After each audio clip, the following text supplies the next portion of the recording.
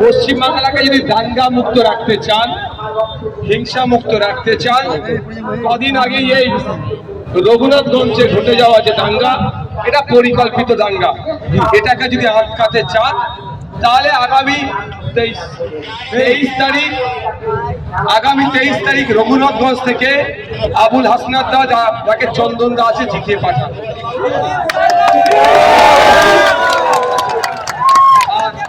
লালগুলার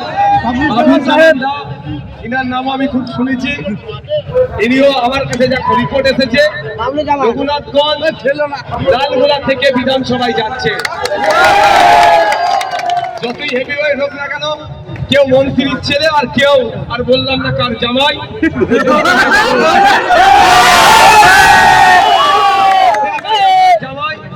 ওইসব হেভিওয়েটে কাজে লাগবে না।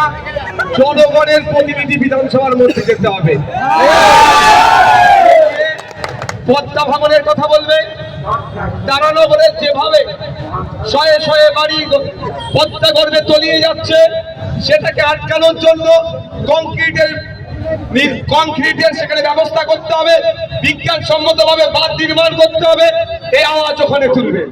বিধানসভার মধ্যে গিয়ে আমার হাসনাত বাবু, আমার বাবলুজ্জামান আওয়াজ শুনবে, পরিযায়ী শ্রমিকদের স্বার্থে কথা বলবে। মুর্শিদাবাদের ইন্ডাস্ট্রি তৈরি করতে হবে, কলকারখানা তৈরি করতে হবে, এখানকার মানুষজন এখানে যাতে কাজ পায় তার ব্যবস্থা করতে হবে।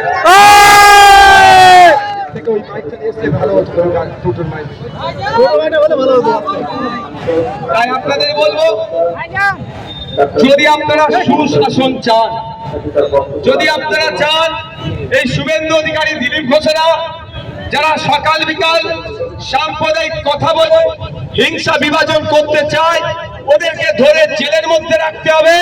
জেলের ভাত খাওয়াতে যদি শুভেন্দু অধিকারীদের বামপন্থী আর আইএসএফ কে জিতিয়ে 148-এর ম্যাজিক ফিগারে পৌঁছান, এদের পোলট্রি পথ। ধন্যবাদ। আজকে মুর্শিদাবাদে বিড়ি শ্রমিকের একটা বিশাল সংখ্যা আছে।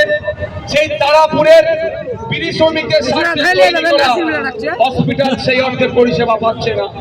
আপনারা যদি চান হসপিটালটা বিড়ি শ্রমিক থেকে শুরু করে, রেলেবার থেকে শুরু করে, চা শ্রমিক থেকে শুরু করে যারাই আছে তাদের মিনিমাম ওয়েজেস বাড়ানো হোক, এবং সাথে সাথে ওই তারাপুরের ওই বিড়ি শ্রমিকদের জন্য হসপিটালটা নিয়মিত পরিষেবা পাক মানুষজন। যদি চান তাহলে বিধানসভায় এদিকে লালগুলা থেকে বাবলুজ্জামান দা আর রঘুনাথগঞ্জ থেকে আবুল হাসনাত দাকে চন্দন জানাবে। আপনাদের উপর নির্ভর করছে, আপনি কি করবেন না করবেন আপনার উপরে ডিসাইড করছে। কারণ আপনাদের মূল্যবান ভোট ছাড়া কেউ বিধানসভার মধ্যে যেতে পারে না। তবে অনুরোধ করব, রাতের অন্ধকারে 500 টাকা বিরিয়ানির প্যাকেটের জন্য আপনার মূল্যবান ভোটটা, কারো কয়লা চুরি, কারো বালি চুরি, কারো বিভিন্ন অবৈধ পন্থা ইনকাম করা হারামের টাকা 500 টাকা বিরিয়ানির প্যাকেট দিয়ে দিলে সেটা নিয়ে আপনার ভোটটা বিক্রি করবেন না। আপনারা ভাববেন আগামী 5 বছর আপনার ভালো থাকা কে বলবে? আজকে পদ্মা ভাঙনে, মুর্শিদাবাদের গঙ্গা ভাঙন একটা জ্বলন্ত সমস্যা। মুর্শিদাবাদ থেকে 22 জন বিধায়ক এ নিয়ে সেই অর্থে মুখ খুলে না। আর আপনাদের বলবো, বামপন্থী বিধায়কদেরকে, বামপন্থীদেরকে জিতিয়ে, আইএসএফ এর লোকদেরকে জিতিয়ে দিক থেকে বিধানসভার মধ্যে পাঠান। সংযুক্ত মোর্চার আমি এক বিধায়ক, একদিকে ভাঙনের কথা, উল্টো দিকে সাথে সাথে মালদা মুর্শিদাবাদের গঙ্গা ভাঙন, তারানগরের পদ্মা ভাঙনের কথা বলছি। তাই আগামী দিনে যদি আমাদের রঘুনাথগঞ্জ থেকে, লালগোলা থেকে, বাবলুজ্জামান থেকে আবুল হাসনাত সাহেবদেরকে আপনারা যদি বিধানসভায় পাঠান, আমার সাথে লড়াই করার লোক বার হবে, লোক বাড়বে, আমরা লড়ে নেব। আপনাদের বলবো, যারা এসআইআর এর নাম ডিলিট হয়েছে এর জবাব দেবেন তো কি দেবেন না? আমার পরিবারের লোকের নাম ডিলিট করেছে, 27 লক্ষ মানুষের নাম ডিলিট হয়েছে, 17 লক্ষ আমার হিন্দু ভাই, 10 লক্ষ মুসলমান ভাই, টোটাল 27 লক্ষ মানুষের নাম ডিলিট করেছে বিজেপি তৃণমূল মিলে নির্বাচন কমিশনকে সামনে রেখে। তাই সময় এসেছে এই নির্বাচনে আমরা বিজেপি তৃণমূলকে গণতান্ত্রিক প্রক্রিয়ায় ফিনিশ করব। বন্ধুগণ, তাই এই এসআইআর এর জবাব 23 এপ্রিল কাস্তে আধুনিক তারা চিহ্নে ভোট দিয়ে আমরা জবাব। আর একটা কথা বলি, আমরা 294টা সিটি লড়াই করছি। কোন জায়গায় কাস্তে আধুনিক তারা চিহ্ন, কোন জায়গায় খান চিহ্ন, কোন জায়গায় কাস্তের উপরে ধানের শীষ, কোন জায়গায় সিংহ চিহ্ন, তো কোন জায়গায় লাল পতাকার উপরে 3টে স্টার চিহ্ন। অর্থাৎ আমরা একসাথে 294 লড়াই করছি। তো সুজাপুর, মোথাবাড়ি আইএসএফ লড়াই করছে, রঘুনাথগঞ্জ আর লালগোলায় আইএসএফ লড়াই করছেন, এরকম ব্যাপার নয়। আমাদেরকে যারা ভালোবাসেন আমি তাদেরকে বলবো, যেমন সোজাপুর, মোথাবাড়িতে আইএসএফ লড়াই করছে, বোলপুরে আইএসএফ লড়াই করছে, ঠিক একই ভাবে রঘুনাথগঞ্জ, লালগোলাতেও আইএসএফ লড়াই করছে।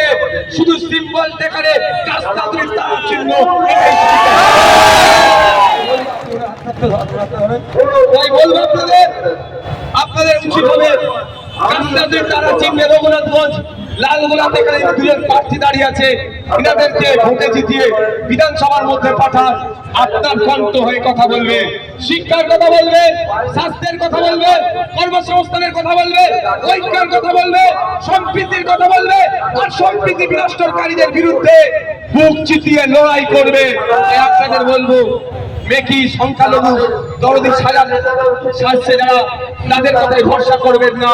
এরা আপনাদেরকে চোখ কান বন্ধ করিয়ে কাটকাই ফেলার চেষ্টা করছে। আসুন প্রকৃত অর্থে বামপন্থী আইএসএফদেরকে দিকে দিকে জিতান। আপনারা আমার কথা বলবে। এখানে এসডিপিও আমাদের সমর্থনে আছে, তারাও তাদের মূল্যবান ভোট আমাদের পক্ষে দিচ্ছে। তারা খাম চিহ্ন, যেখানে খাম চিহ্ন এবং যেখানে কাস্তে আধুনিক তারা চিহ্ন আছে তাদেরকে দিচ্ছে। তাই আমরা ঐক্যবদ্ধ হয়েছি, একটা সুন্দর সকাল আনছি, যেই সকালে ধর্মীয় ভেদাভেদ থাকবে না, যেই সকালে সামাজিক ভেদাভেদ থাকবে না, যেই সকাল আসবে মানুষ শিক্ষার অধিকার পাবে, স্বাস্থ্যের অধিকার পাবে। এই বলে আমি আমার বক্তব্য শেষ করছি। সকলে ভালো থাকবে, সুস্থ থাকবে। 23 এপ্রিল আসছে দিন, 23 এপ্রিল আসছে দিন, কাস্তে আধুনিক তারা চিহ্নে ভোট দিন। 23 এপ্রিল আসছে দিন, 23 এপ্রিল আসছে দিন।